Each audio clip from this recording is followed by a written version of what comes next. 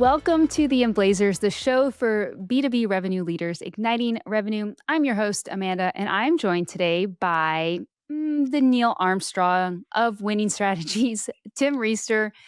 Tim, good to see you. My size 7 shoe is one small step for my kind. Literally, just one small step. Just one small step. Every step of the day is one small step. I may have been giving a little precursor to some of the things that our guest, Jenny Dingus, is going to be chatting about today. She was at Revenue Summit. So, excuse my language, flipping awesome. Like, that doesn't even do her justice. What, why did you decide to have her join us on the CRO panel at Summit? Yeah, well, she was excellent at Summit, but where I saw her is I was actually doing a keynote for her team at their revenue kickoff. And I just loved everything about the vibe at Mm. their company. And it felt like that culture came from the top. And as sales as sort of the pivot point, but with marketing on one side and customer success on the other, Jenny just really sets a tone for a customer centric organization. They're on a growth rocket ship.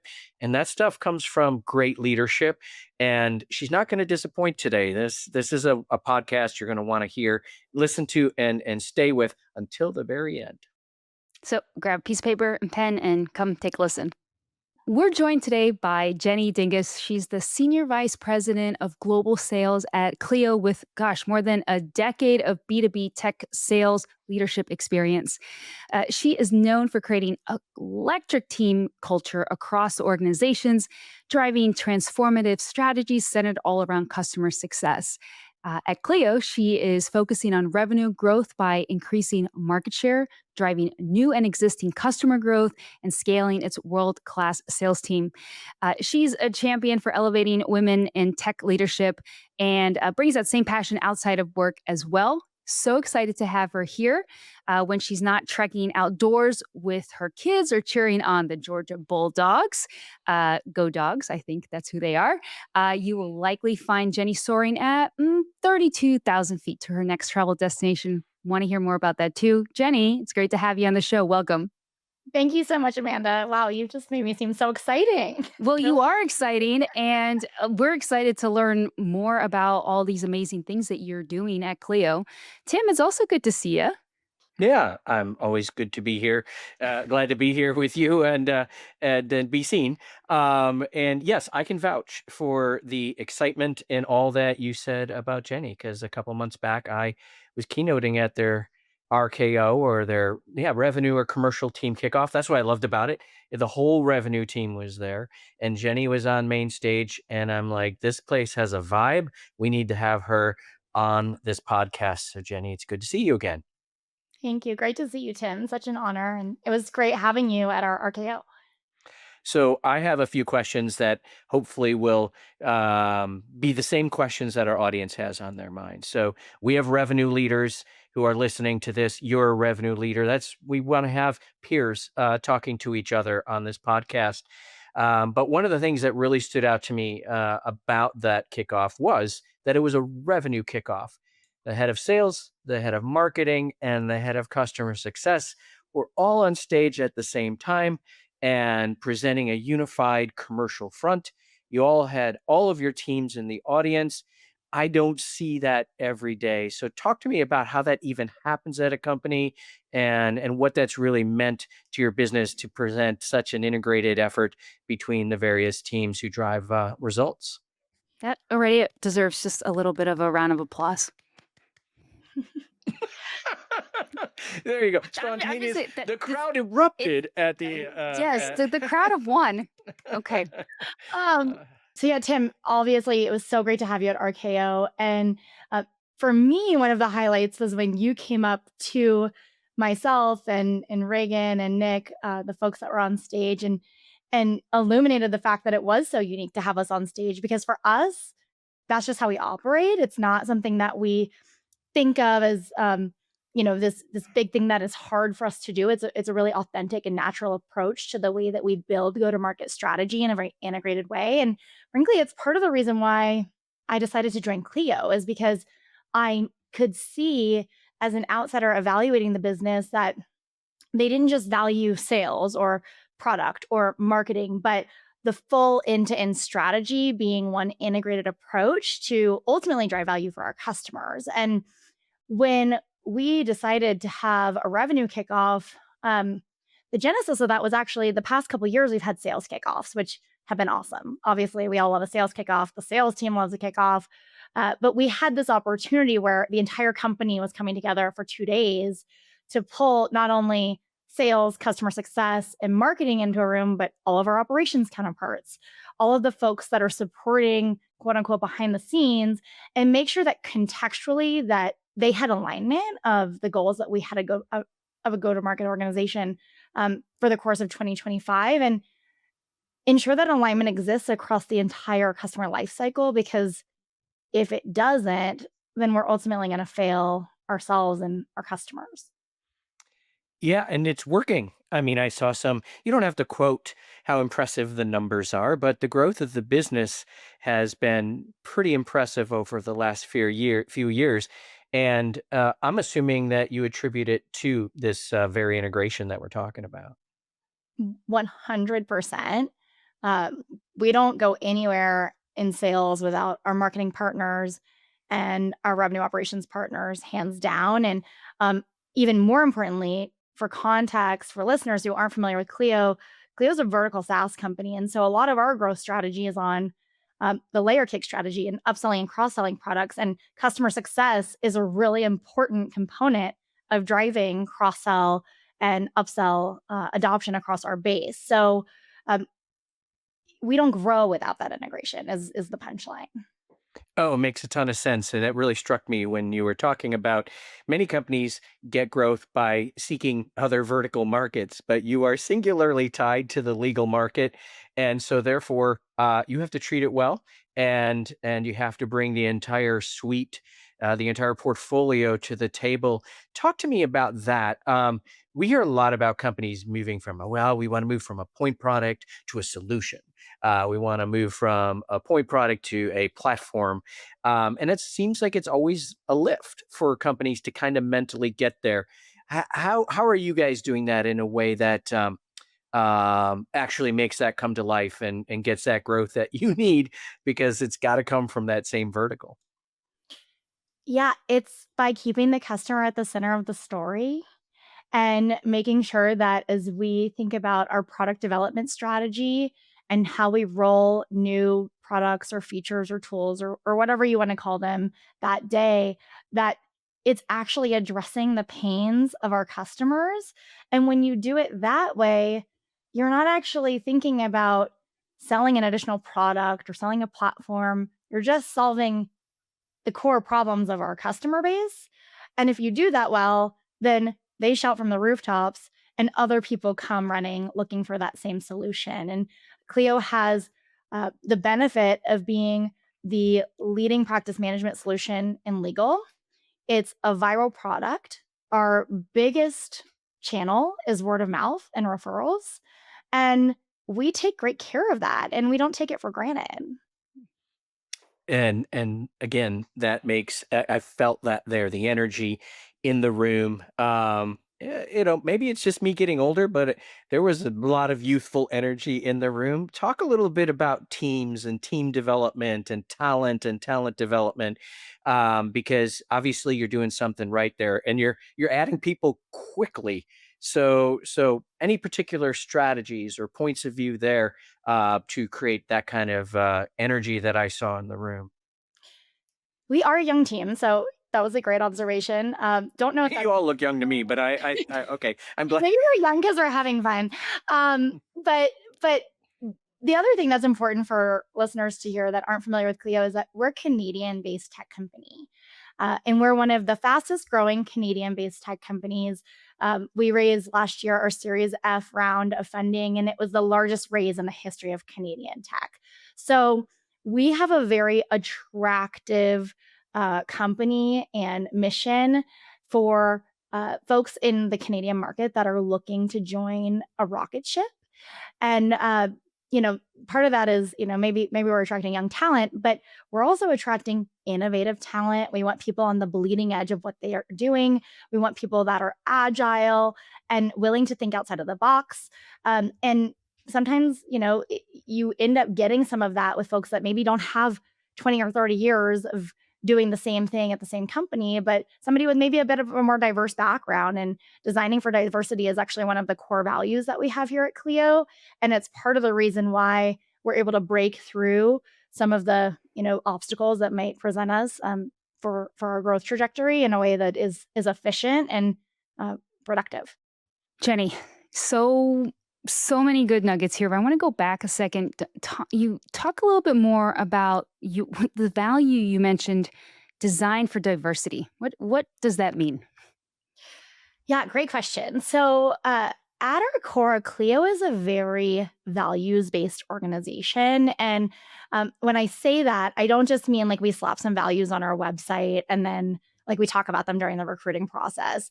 We really integrate and embed our values into every part of our culture, from recruiting to onboarding to the way that we collaborate with our teams and cross functional teams. And so, designing for diversity is one of actually 8 core values that we prioritize here at Clio. And part of designing for diversity is obviously, making sure that we bring people in from different backgrounds, different ages, to Tim's point, different, uh, gender orientations. Like we celebrate it all here. And part of the reason why we're such a progressive organization is because we have such a diverse culture of thought in our business. Mm. And we want to hear from everybody around their point of view to make sure that as we move our strategy forward, we're thinking about it in all different angles. And this actually extends to our client base as well. We obviously, support legal practitioners. And sometimes when we think of legal practitioners, we think of, divorce attorneys or personal injury, and, they're awesome. And we definitely want to celebrate them. But we also support legal aid organizations, and we support people who are transforming the way that immigration reform is addressed, and really profound organizations. People who are advocating for folks that are incarcerated that don't belong behind bars. And it's our solution that allows them to do that work. And we take that really seriously, and we design our product and our organization in a way that supports it. Yeah, All right, come in. You want to go it's first? really refreshing. It's really refreshing to hear a company so focused on that. I think you mentioned one of your other values, like the first one, right? All around the customer is first. And, to hear about, designing for diversity and having a diverse group of folks that work for you, it's also you're able to your point, like connect with different types of clients as well. You're really putting that customer first in all scopes of the diversity aspect too. So it's very refreshing to hear a company doing that. Thank you. Yeah, it's And it's really paying off. It sounds. I mean, like that's the thing. It's working, Yeah. and it's not just driving culture; it's driving results, and so it still pays off as well as the good things that happen in the culture. You mentioned 8, though. I'm now really curious. Like, what are some of the other values? Because again, it really feels like there's a distinct culture being created. So I want to take some notes. Our audience might want to take some notes, might want to reformulate their values. What are some of yours? Some Yeah. And Jenny, you're not going to be graded negatively. You can't verbatim say them all in the Oh, I next 10 expect her to seconds. put her like just pledge them right now. Just pledge allegiance to these values. Is that I'm I know I do have to occasionally touch base and make sure I remember, because eight can be a lot. But they're pretty natural. So okay, our 8 are: customer success comes first. So customers at the center of everything we do.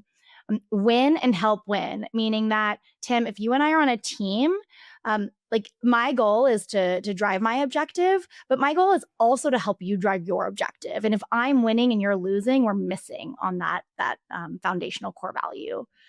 Thriving as Team Clio, making sure that we are swarming problems and opportunities together. Of course, design for diversity, like we mentioned. Get better every day is another value that we really encourage all of our team members to do, and thinking about those incremental ways that they can elevate themselves in the business.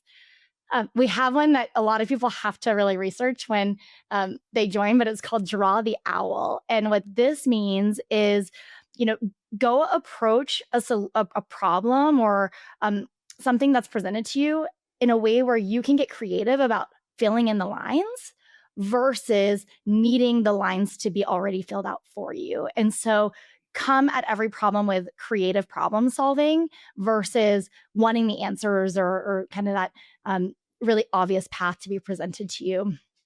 Leading with context is another one. So whenever we're giving feedback, we always provide context as to where that feedback's coming. And then finally, and I think this is one of the ones that everybody really enjoys, which is recharge your way and really making sure that you have a balanced approach to work and you are thinking about how you treat work in an integrated fashion with all the other things that you have to balance in your life. Like I'm a mom. I also have a puppy, as you can see in the background. I like to do things besides work. And so, how do I do excellent work, but also really defend that time outside of work for me and my family and the things that I need to recharge so I can come back and be the best version of myself every day? Yeah, and that explains it now. When when you can't put your finger on it, but you know there's something there. Amanda, I joked on stage that as I was going on stage, I was texting my daughter who's in her first BDR job. I'm like, I got a new company for you to work with. No offense to the one she's working with right now, if they're listening. But like this was amazing, and then now you know, and now I know, we all know where it comes from, and that it's actually lived out. How difficult does it ever get when, like, you're a fast growing company, there's a lot of expectations that now you're on a certain trajectory, you called it a rocket ship, that you gotta maintain that. Is there ever any pressure to cut any corners on those things, and how do you stand strong and ensure that those values stay consistent? So, is there pressure? Yes. Every day there's pressure. You don't get the luxury of being on a rocket ship and not having pressure all around you all the time. But it's these core values that allow us to stay authentic to our mission Mm. and make sure that we're not doing or making decisions that are counter to the overall mission and objective of our business. And when you do that and you hold other people accountable to that, you actually make more progress. If you think short term and you're cutting corners for the sake of, tomorrow's numbers versus the long-term success or future of the company, it ends up in situations that nobody wants. And I think that's what we're seeing across SaaS right now, especially over the past couple of years as businesses recalibrated post-pandemic. Dynamic revenue growth leaders know that Emblaze is the leadership insights community for them. As the world of sales is constantly evolving and constantly changing, I think it's even more critical to get together with people to understand how are they helping to solve some of the problems that our buyers have today. We always find a lot of value in the partnerships that we're able to form with some of the other great organizations that are part of the team here. And personally, I love the opportunity to connect with my peer group outside at other organizations and learn from them and try to figure out if there's things that they're doing that we can pull into our organization and benefit from. Go to emblazegrowth.com/join and start your free Insights membership. Take control of your revenue future today. So the turbo charging, I'm trying to go with the rocket analogy. Rocket boosters is culture, but I'm sure there's strategy and initiatives and key programming that you're putting in place to keep this trajectory alive. So what are some of those things that you'd be willing to share with our audience that you're honing in on to get to the next level? Yeah. So I think about this in three buckets. The first is recruiting top talent. The second is enabling that talent. And the third is being able to pull that team into a community and make them better by being together. And so, just to elaborate a little bit more, I think we've talked a little bit about the recruiting piece. And Clio is an attractive company. We are growing and we are hiring. So, if you're a salesperson and you're listening to this, I'm hiring a lot of people right now. But that to be said, once we get them in the door, it's our responsibility to anybody who chooses Clio as their place of employment that we support them in making sure that they can be successful here. And that's the right onboarding, it's the right support from their managers, it's the right incentive structures. And so, as a sales leader, I take a lot of accountability and responsibility for making sure that my team has all of the resources that they need to be successful. An example of that is Clio is becoming a multi product organization very quickly. And we like to call it a platform, but really we're offering everything from client intake to practice management solutions to payments to accounting, and it can become really complex. We're also an SMB business, and everything we do is scale. It's programmatic. It has to be repeatable, and in order to reconcile the complexity of having a really robust platform and the speed at which you have to operate in an SMB business, you have to have a really tight operating model, and you have to have really tight messaging that your team is enabled with to make sure that they're pitching the right products or set of products at the right time. So one thing that we launched, actually, you were there, Tim, at Revenue Kickoff, is an evolution to our corporate visions methodology. And I know that this is not an ad for corporate vision, so I'm not going to talk about corporate visions very much, but fundamentally, we knew that we had to provide very explicit guidance about when to pitch what and how, and tying it back to our values, how to make it about the customer. And we've partnered really closely with corporate visions, with our marketing organization, with our enablement organization to put robust pitch decks together that are going to be the foundation for all of our discovery that we do. But we're not just putting a pitch deck together, putting it into a Google Drive, and then hoping our team understands it. We are implementing a series of programs and practice to make sure that the team understands how to utilize these pitch decks in different scenarios. How do they practice using those pitch decks? How do they get together in person and spar on these pitch decks? And that's just one component of the sales cycle.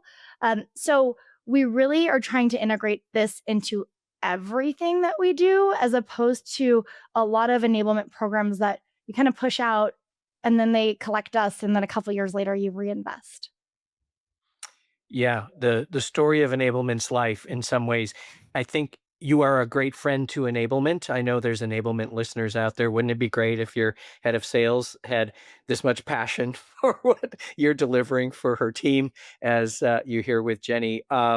So if I'm a frontline manager and listening to this now, what are the expectations of me relative to helping execute your vision? It's a big job to there's a lot of expectations and requirements, and just from pipeline management and forecasting to team development to time management and coaching. And it makes me tired just talking about a manager's job. How are you helping them be their best? And again, I'm just helping you recruit to your company right now. Yeah, it's actually a huge opportunity for us. So, what you're describing, Tim, is something that we're observing. We're asking a lot of our managers, and ultimately, we need our managers to be um, an extension of the strategy. We need to leverage them to drive the strategy forward. And part of doing that, you have to have a really crisp operating cadence designed for your managers. So that's the other thing that we're really focused on this year, is designing that and enabling our managers and making sure that not only can they forecast well, but when they see their forecast maybe trending in a direction that they're less than excited about, that they have tools that enable them to course correct in real time and give their AEs or their BDRs or their SDRs or their SEs, in some instances, the tools that they need to help redirect the ship. And so, in full transparency, it's something that we're working on, and something that we're delivering to those leaders in the midpoint of this year. Well, I mean, again, you're moving fast, and some of this stuff is you have to build the infrastructure for continued growth when you move this fast. But I think when you think about a cadence and an operating system for managers, it isn't just for them. I would assume that whatever you're building is, again, customer centric and helps guide the entire experience of a client, from maybe the first moment they hear about you through word of mouth or marketing through to when they renew and add products. Is that what I'm hearing? Like, is that cadence going to also sort of transcend the whole commercial model? Exactly. That's exactly right. So, we design the strategy and we have enablement partners to kind of get you going, but our managers are expected to be the ones that are implementing that strategy at every point of that customer lifecycle and every handoff within the sales organization and beyond. Um, and then probably the most important part of this is how do we make it better? So, we have an idea, we have some assumptions today, but you know, 2 months from now, all of that might be totally invalid. We have new data, we're learning new things, and how are we evolving in real time to make it better for everybody and make everybody more efficient and ultimately serve more customers. So, it's something that we're constantly looking at, and um, yeah, I would love if anybody is listening and has really strong operating models that they believe in. I would love to collaborate with you because it's a really important component to running a scaled sales organization, and it's something that you have to be agile with. Well, speaking of scale and agile, I would not be a podcaster in this arena if I didn't ask about AI. Uh, it's So pretty much. basic, Tim. I So know. I basic. mean, I Your waited to the words. end. I held off as long as I could. Everybody grabs a glass because it's practically a drinking game now. So as you look to scale all the things you're talking about and the success, where are you at? And what's your philosophy and what are you thinking about in terms of AI's impact in the commercial business of your organization? Yeah, it's a great question. I'm thinking about this a lot, as I'm sure everybody listening is as well. And we have a balanced approach to this. Uh, Clio has always been on the progressive side of, the tech stack. We've got almost every tech or piece of tech that you'd want in a sales organization, and we believe in that. And a lot of those things, a lot of those tools are coming up with AI solutions. Like Gong has really cool AI analytics that you can use to coach reps. We're seeing uh, some enrichment work being done in Zoom Info. We are seeing that you can, organize your cadences in SalesLoft. And so there's a lot of different ways you can optimize the efficiency of the team with AI, and we're here for it. What we're not here for is leveraging AI to just do what we're doing, but more of it, because we don't want to lose the humanity in how we approach our customer base. And I think we can all agree, at least my experience is that, I get probably 50 solicitations a day between LinkedIn, my email, and oftentimes text messaging. And I know a lot of that's AI powered. And I know the second I read it that it's also an AI generated message. And I'm nothing turns me off more, right? Like I don't want to engage with a bot. I want to engage with a person who cares about me. And ultimately that's how we want to leverage the Clio sales team to engage with our base. Jenny, I don't think your resume and the intro did you any justice. Excuse my language, you are so freaking cool and so smart. And it's no wonder you've been successful just driving culture and successful teams. Uh, I could talk to you and listen to you probably for like another 2 hours, but that's all the time we've got today. Thank you so much for joining us on the Emblazers show. And I think we need to do a part 2 with you. Thank you, Amanda. Thank you for having me, guys. This is so fun. Wow. I just took like a bazillion notes, Tim. Just, she's so cool. She's so cool. I have no words. But one of the things that really stuck out to me was um, how, she mentioned the 8 values at Clio, but then really how they're keeping it authentic to their mission and how that's not just driving culture, but also revenue growth. What did you think about that? Yeah, I think sometimes, especially in sales, we believe that it's revenue growth sometimes at some level, just based on hustle and effort at all costs. And culture it just maybe goes along for the ride. And if it doesn't, that's okay. We're still getting the job done. And she proved that having the right culture can be part of the motion and then part of the result. And they're on a rocket ship for a reason. And I just loved how every piece seems to be working for them. And again, takes a great leader to get there. Well, that's it for today's Emblazers show. Thanks so much for listening or tuning in today. Make sure that you check it out next week for another exciting guest. And hey, tell your friends about it. It's how we continue to grow our viewer base, and like and subscribe. Have a great day.